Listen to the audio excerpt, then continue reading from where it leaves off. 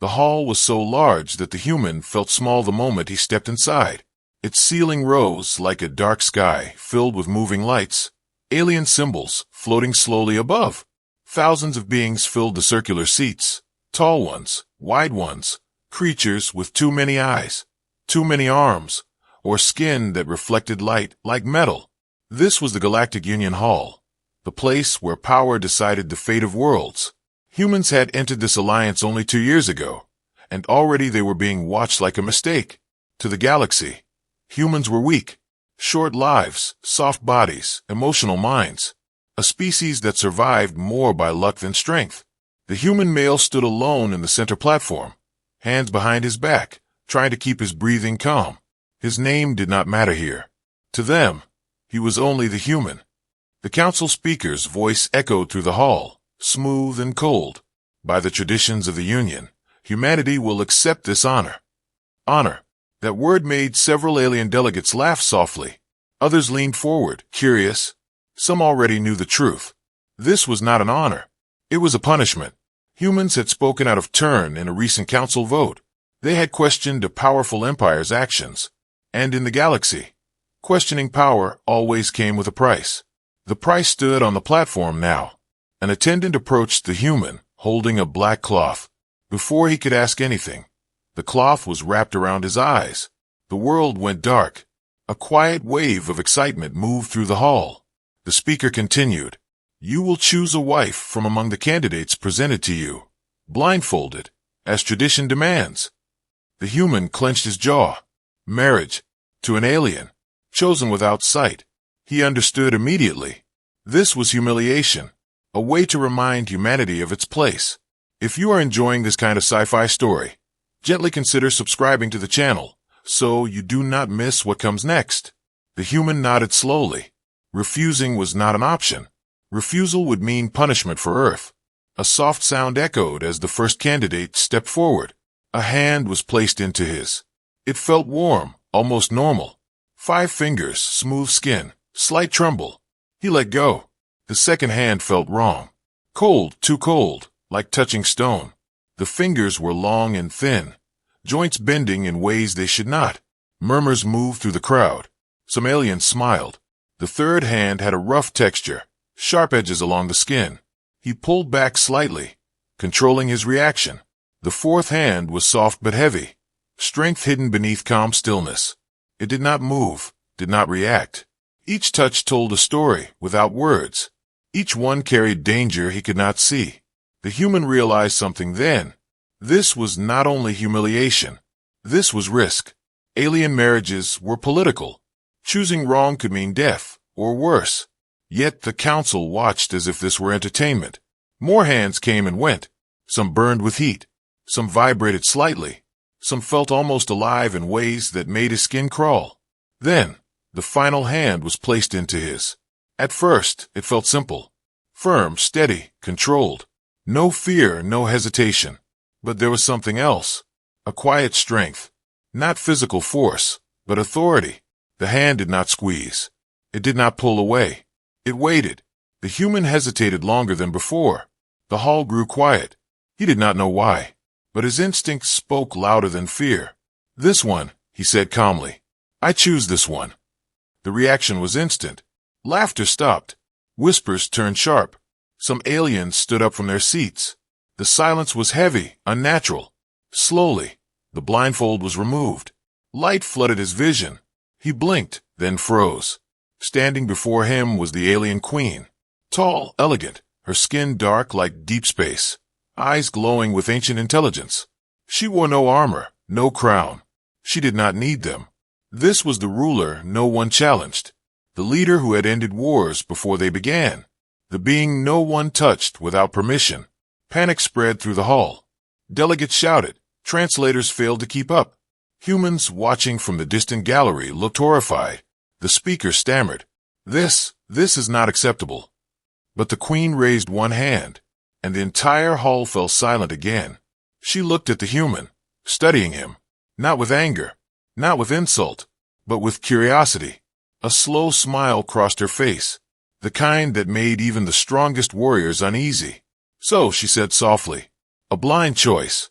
The human swallowed, but did not step back. And in that moment, something shifted across the galaxy. Because that was the moment the galaxy realized humans were not unlucky. They were dangerous. The silence after the Queen's smile did not fade quickly. It pressed down on the hall like invisible weight.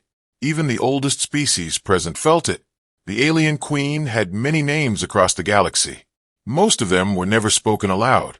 To some, she was called the Ender of Suns. To others, the Silent Empress. Among warriors, she was simply known as the one who survives. Her history was not written in books. It was written in borders. Star systems that once belonged to powerful empires now carried her mark. She had risen during a time of endless war, when the galaxy believed strength came from numbers and firepower. She proved them wrong. She did not rush into battle. She waited. She studied. She learned how her enemies thought. Then she struck once, and wars ended before they truly began. Entire fleets surrendered without firing a single shot, not because they were weak, but because they understood resistance was pointless. No species dared approach her without invitation. No ruler spoke her name casually. No hand touched hers unless she allowed it. That was why this moment felt impossible. The humans still stood in front of her, alive, unpunished. Around them, panic spread quietly. Council members whispered urgently. Translators struggling to keep up. Several delegates activated private channels. This cannot stand. She was never a candidate. The human must be removed. Humans were weak in the eyes of the galaxy. They lived short lives. They aged quickly. They felt too much. They were known for fear and hope, not control. Emotion over logic. Heart over survival. To bind the Queen to such a species was unthinkable. This marriage ritual had been designed carefully. The candidates were chosen to embarrass humanity. Lower-ranking nobles, political leftovers. Dangerous enough to scare, harmless enough to control. The Queen was never meant to step forward. She had done so without warning, without approval, without explanation. The council speaker regained enough courage to speak. "This election violates protocol," he said, voice tight. "The human must choose again." The Queen turned her gaze toward him. Not quickly, not angrily, slowly, like a shadow moving across a star. "You speak of protocol," she said calmly. Yet the ritual was followed. Her voice was not loud, but it carried through the hall without effort. "He was blindfolded," she continued. "He chose without sight, without knowledge, without fear." The speaker hesitated. That is exactly the problem. A few council members nodded. Others looked away. Some already feared what would come next. "The human is a liability," one delegate whispered too loudly. "Execute him quietly. Claim a ritual error." The suggestion spread quickly. Kill the human. Erase the mistake. Protect the balance. Humans watching from their section felt the shift immediately. Security units repositioned. Weapons hummed softly. The human sensed it too. He did not understand the words, but he understood danger. The Queen looked back at him then, studying his posture, his breathing, his eyes. He was afraid, but he did not beg. He did not kneel. He did not run. That alone surprised her. Before the council could act, she raised her hand again. The motion was small, the effect absolute. "No," she said. One word. Final. The guards froze. The speaker swallowed hard. "This human will not be harmed," she continued. "He is now under my authority." Shock rippled through the chamber. Under her authority meant untouchable. "Why?" the speaker asked carefully. "You gain nothing from this union." The Queen turned fully toward the human, her eyes glowing softly. "On the contrary," she replied, "I gain understanding." She stepped closer to him, close enough that he could feel the temperature shift around her. Not cold, not hot, controlled. "You chose without sight," she said to him. "What?" The human took a moment before answering. "I chose the one who did not pull away," he said honestly. "The one who did not test me. The one who waited." A pause followed. Then something rare happened. The Queen laughed. Softly. Once. That sound alone unsettled the room more than any threat. "Interesting," she said. "Very interesting." She straightened and addressed the council. "The marriage stands." Protests erupted immediately. This will destabilize the union. Humans are temporary. She binds herself to a weak species. The queen listened without reacting, then spoke again. Humans adapt, she said. They survive where logic says they should not. They choose in darkness and still move forward. She paused. I wish to study this. The word study sent chills through the hall. When the queen studied something, it rarely ended unchanged. The ceremony was resumed under tension, oaths spoken with shaking voices, symbols exchanged under heavy watch. The marriage became official, not celebrated, not welcomed, but recognized. As the hall slowly emptied, whispers followed the human wherever he moved. Some called him brave, others called him doomed. As guards escorted them away, the question lingered unspoken. Was he a prisoner bound by power, or a partner standing at the edge of something far greater? And for the first time in centuries, the queen herself did not know the answer. The queen did not take the human to a prison. That alone confused the galaxy. Instead, he was brought to a quiet structure near the heart of her capital. Not a palace, not a cell, a place of observation. The queen believed fear revealed truth. That was how most species worked. Pressure exposed weakness. Pain created honesty. She expected the human to break quickly. Humans always did, according to the records. The first test was silence. Days passed without explanation. No guard spoke to him. No one answered his questions. Most beings began to panic within hours under such conditions. Some screamed. Some begged. Some collapsed inward. The human did none of those things. He paced. He observed. He counted patterns in the lights above. He learned the rhythm of the building. When the queen finally entered the chamber, she expected relief, submission. Instead, he looked up and asked calmly, "Is this about control or curiosity?" The question surprised her. No one asked her questions. She did not answer. She watched instead. The next test was authority. She spoke commands without explanation. Stand here. Wait. Move. The human obeyed at first, but slowly, he began to ask why. Not with anger, not with defiance, with logic. If the goal is cooperation, he said once, understanding works better than force. Several observers stiffened at his words. This was dangerous speech. The queen felt something unfamiliar. Interest. She introduced emotional pressure next. She spoke of Earth as fragile, of humanity as temporary, of how easily his species could disappear. Most species responded to such threats with fear. The human went quiet, then said softly, "Temporary does not mean meaningless." He did not raise his voice. He did not accuse. He explained. Humans live short lives, he continued. That is why we value time. That is why we adapt. Adapt. That word echoed in the queen's mind. She tested him with contradictions. Changing rules without warning, shifting expectations. The human adjusted quickly. He stopped assuming fairness. He began watching reactions, learning which council members avoided eye contact, which advisors spoke too quickly. He started predicting outcomes before they happened. During one session, the queen spoke of a minor trade dispute. She watched carefully as he listened. After a pause, he said, "This is not about resources. This is about pride." The advisors exchanged glances. He continued, "The weaker empire feels ignored, so it creates conflict to be seen." The queen stared at him longer than intended. That analysis matched her own conclusions. "How do you know this?" she asked. The human shrugged slightly. "We do this to ourselves all the time." Humor slipped through his words unexpectedly.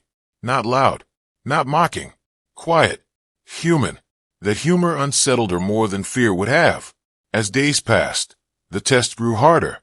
Political puzzles, moral traps, false choices designed to expose selfishness. The human surprised them again and again. When offered safety in exchange for silence, he refused. Not because he was brave, but because he understood consequences.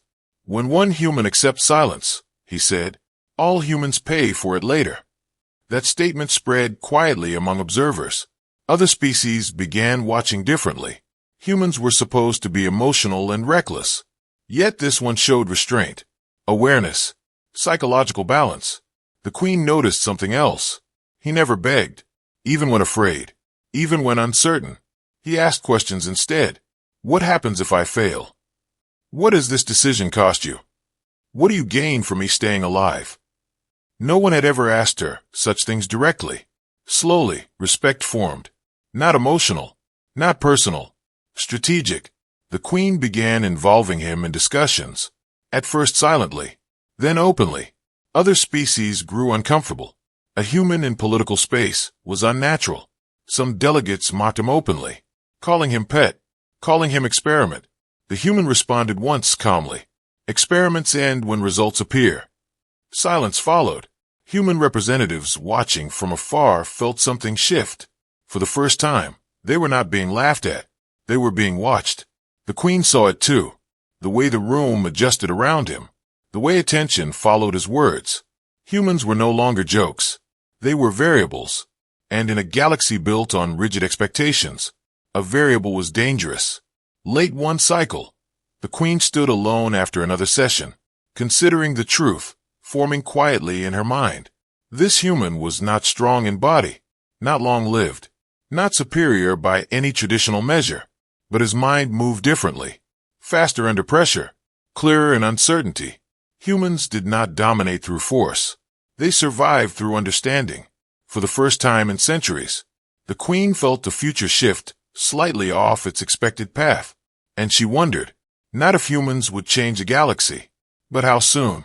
The first sign of danger did not come from a weapon. It came from silence. The queen stood before the central star map with her advisors. Light moved across countless systems. Borders shifted as reports updated in real time. To the galaxy, she appeared untouchable. But power always created enemies, and enemies always waited for patterns. Far beyond her capital, 3 rival factions watched quietly. They did not plan open war. They planned removal. The queen was the balance.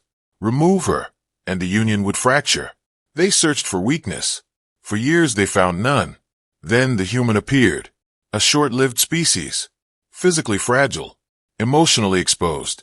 Perfect. The human is the fault line. One rival strategist said calmly, "Break him, and the queen will fall." The plan was elegant. An assassination hidden inside ceremony. Blame placed on human error. Plausible, clean, final. Back in the capital, the human walked beside the queen during a routine diplomatic gathering. He was not invited to speak, only to observe. He noticed something strange immediately. The rhythm was wrong. Security patterns repeated every 12 cycles. Guards rotated in predictable arcs. Drone paths overlapped too cleanly. To most species, this meant efficiency. To a human mind, it meant vulnerability. He said nothing at first. He watched, counted. He noticed how one ambassador lingered too long near restricted space. How a service unit paused half a second longer than necessary. The queen focused on politics, on power balances, on spoken threats. She missed the quiet details. The human leaned closer and spoke softly. "Your security assumes respect." She glanced at him briefly. "Respect is earned." "Yes," he replied, "but patterns are exploited." She did not dismiss him, but the moment passed. The attack began without warning. Lights shifted suddenly. A soundless pulse rippled through the chamber. Not an explosion, a disruption. The queen's shields dropped for a fraction of a moment. Long enough. Energy weapons activated from disguised units. Hidden inside diplomatic equipment. Chaos erupted. Guards reacted too late. Security systems tried to correct themselves, trapped in their own patterns. The queen turned toward the threat, calm but exposed. The human moved before anyone else did. He did not shout. He did not charge. He pulled her sideways, just as a beam sliced through the space where she had stood. The heat scorched the air. Alarm screamed. Another shot followed. He dragged her behind a structural pillar, his body shaking, heart racing. "Stay down," he said, instinctive, human. The queen stared at him in shock. No one had ever spoken to her like that during danger. The attackers advanced, confident now. They expected panic, disarray. Instead, the human observed. "They are funneling us," he whispered, toward the east corridor. "How do you know?" she asked sharply. "Because they want us isolated," he answered. Because they planned for your strength, not my awareness. He grabbed a fallen device, rewired it quickly, hands moving faster than thought. Not strength, not power, adaptation. He tossed it into the open space. The false signal confused targeting systems. Shots misfired.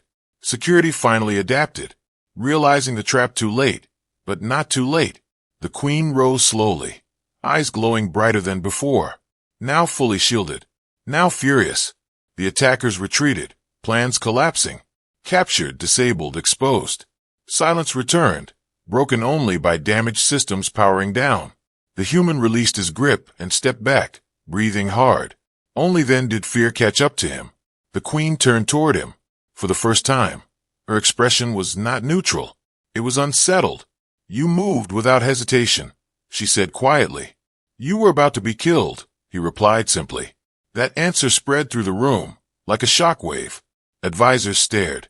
Guards froze. The queen had been protected. By a human. Across the galaxy, reports spread rapidly. The assassination attempt failed. The human intervened. The queen survived. Rival factions panicked. They had expected weakness. They found perception. The queen dismissed everyone else and remained with the human alone. For a long moment, neither spoke. You saw what I did not, she finally said. That should not happen. It happens to humans all the time, he replied. We live with danger every day. We learn to notice it. Trust did not arrive loudly. It formed quietly. The queen understood something then. Humans did not survive by overpowering threats. They survived by seeing them first. From that day forward, the human was no longer called a mistake. He was no longer a liability. He was an asset. And the galaxy, once again, did not know what to do with that. The galaxy did not respond to the failed assassination with fear. It responded with pressure. Within cycles, emergency sessions were called. Private meetings multiplied. Whispers became strategies. The queen had survived. But now the galaxy looked at the human beside her, and many did not like what they saw. Other species began challenging his presence openly. A single human does not represent a species. This union distorts balance. He interfered in sovereign security matters. The words sounded formal, but the meaning was simple. They were afraid. Political pressure built quickly. Trade delays. Military cooperation paused. Votes postponed without explanation. Humanity felt it first at the edges. Ships waiting longer for clearance. Data access restricted. Subtle signs of isolation. Then the threat became direct. The council speaker announced it without emotion. The continued presence of humanity within the Union is under review. Under review meant removal.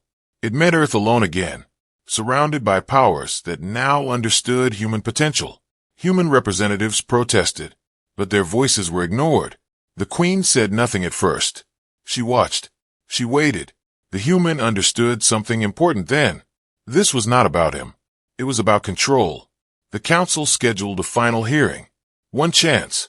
One voice. They expected the queen to speak. They expected dominance. Force. Instead, she stepped back, and the human stepped forward. The hall felt different this time. Not curious. Hostile. Thousands of eyes focused on him. Some filled with contempt. Some with calculation. He did not raise his voice. He did not show anger. He spoke calmly. You call humans weak. He began. You call us emotional, short-lived, unstable. Murmurs spread. You are correct, he continued. We are all of those things. That admission confused them. But you mistake weakness for failure, he said, and emotion for chaos. He paused, letting the silence work. Humans feel deeply because we must. Our lives are short, so every choice matters. That is why we adapt faster than species who believe they have forever. Some delegates shifted uncomfortably. You claim this marriage breaks tradition, he said, yet you forced a blind choice for humiliation. You speak of protocol only when it protects you. The word hypocrisy rippled through translation systems. You fear humans because we do not fit your models. You fear us because we change under pressure. He looked around the hall, at beings who ruled through age and strength. You have tested us with isolation, punishment, and threat, he said, and we are still here. Human observers felt it then. Not pride, recognition. He continued, voice steady. You say remove humanity from the Union. Ask yourselves why. Is it because we failed? Or because we succeeded faster than expected? The silence grew heavy. For the first time, he said, you are not the only ones watching. Across the hall, human delegates stood together, not shouting, not pleading, united. The Queen stepped forward then, her presence immediate, overwhelming. She stood beside the human, not above him, not in front of him, beside him. This human speaks with clarity, she said, and clarity threatens those who hide behind tradition. Gasps spread through the chamber. I chose to stand with humanity, she continued, not out of sentiment, but because they think when others assume. She turned her gaze across the council. You may test them, she said, but understand this. If humanity falls, the balance you cling to will fall with them. The meaning was clear. This was not a warning. It was a statement. The vote was delayed, then postponed, then quietly abandoned. Humanity remained, but something more important had changed. The galaxy no longer spoke of humans as weak. They spoke of them carefully, and galactic arrogance, for the first time in a long time, had been forced to listen. The decision did not come immediately. Power never moved quickly. It waited until the moment mattered most. After the council session ended without a vote, the galaxy held its breath. Some believed the Queen would retreat into silence. Others hoped tradition would restrain her. They misunderstood her completely. Deep within her capital, far from public chambers, the Queen met with her inner circle. Generals, strategists, observers of long memory, beings who had followed her through wars that reshaped stars. She dismissed them one by one, until only the human remained. The chamber was quiet. No guards, no witnesses. You were not meant to survive this long, she said calmly. Not as insult, as truth. I know, the human replied. You expected fear. Yes, she admitted, but I also expected possibility. She turned toward the star map, light reflecting in her eyes. When the Union forced this marriage, I stepped forward deliberately. That revelation stunned him. You chose this, he asked. I did, she said. I have watched the galaxy grow rigid. Ancient powers clinging to ancient rules. They believe stability comes from sameness. She paused. History proves otherwise. She explained then how her people had once faced extinction, how adaptation, not strength, saved them. When I studied humanity, she continued, I saw the same pattern. Short lives create urgency. Emotion creates connection. Connection creates unity. She faced him again. You are unpredictable, she said, and that makes you valuable. Tradition demanded distance, control, hierarchy. She rejected it. Tradition has preserved power, she said, but it has also blinded the galaxy. The human understood the risk she was taking. Choosing him was not personal. It was strategic. Publicly, the Queen summoned the council again, this time without request. The galaxy watched as her signal overrode every channel. Attendance was not optional. When she entered the hall, she did not take her throne. She stood in the center, and the human stood beside her. She spoke clearly. I am ending speculation. Murmurs died instantly. Humanity is no longer under review, she said. They are under protection. Shock tore through the chamber. Protected species, she continued. Any act against humanity will be considered an act against me. The meaning was unmistakable. Tradition shattered quietly. Centuries of hierarchy undone with a sentence. Some delegates protested. This violates balance. This invites conflict. The Queen's gaze hardened. Balance that survives only by suppression deserves collapse, she replied. Human delegates stood frozen, unable to process the shift. Across the galaxy, reactions were immediate. Allied worlds reassessed positions. Neutral systems recalculated risk. And enemies prepared. Fleet movements increased. Weapons platforms activated. Messages encrypted and rerouted. War did not begin with explosions. It began with silence and preparation. The human felt the weight of it then. Humanity mattered now. Not as a curiosity. Not as a mistake. As a factor. He turned toward the Queen quietly. You are risking everything. She nodded once. I always have. But this time, she added, the future is worth the risk. Far beyond the capital, stars burned quietly. Fleets aligned. Alliances strained. The galaxy stood on the edge of change. And humanity, once overlooked, once mocked, now stood at the center of what came next. The galaxy prepared for war. But war did not arrive the way it expected. Fleets gathered at distant borders. Weapons charged. Generals waited for permission that never came. The Queen stood before the star map with the human beside her, not as ruler and subject, not as protector and protected, as equals. The enemies believed force would decide everything. They always did. That was how the galaxy had worked for thousands of cycles. The humans studied the movement patterns quietly, not the ships, but the hesitation behind them. They are afraid to strike first, he said calmly. They want us to react. The Queen listened, as she always did now. They fear what they cannot predict, he continued. And humans are unpredictable only until you understand us. Together, they did not deploy fleets. They deployed information. The Queen opened channels long sealed. The human helped craft messages. Clear, simple, honest. They revealed evidence of the assassination plot. Not with accusation, with proof. They exposed secret treaties, hidden weapons programs, the lies used to justify control. Across the galaxy, smaller systems listened. Worlds long pressured into silence saw truth for the first time. One by one, they refused to support war. Not out of loyalty, out of realization. The enemies found themselves isolated, their strength meaningless without followers.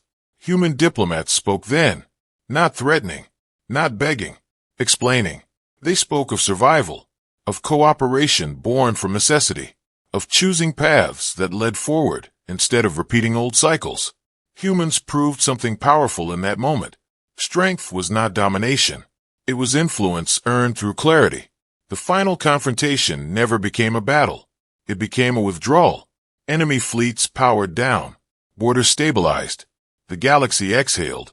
In the Grand Hall, the Council reconvened one last time, not to judge humanity, but to redefine the future. The Queen stood. The human stood with her. Not behind. Not below. Beside. This era ends today, the Queen said. The era where power silences potential. She gestured toward the human. Humanity chose blindly, yet moved forward. The hall listened, truly listened. The human spoke last. Not as a hero, not as a conqueror, as a voice. We were never the strongest, he said. We were never the oldest. We were never meant to rule. But we learned to adapt. We learned to care. And we learned to choose the future even when we could not see it. No applause followed. None was needed. The decision was unanimous. Humanity's place was secured, not protected, respected. As time passed, the galaxy changed. Slowly, irreversibly, humans became mediators, strategists, bridges between rigid powers. The Queen and the human ruled together, not bound by ceremony, but by trust. She learned empathy. He learned patience. Their partnership reshaped policy, not through fear, but through understanding. Long after the moment faded into history, stories were told across star systems about the day a human chose without sight, about the Queen who stepped forward, about a species that refused to be what others expected. And the legend always ended the same way. They thought humans were weak because we chose blindly. They never understood. Humans always choose with the future in mind.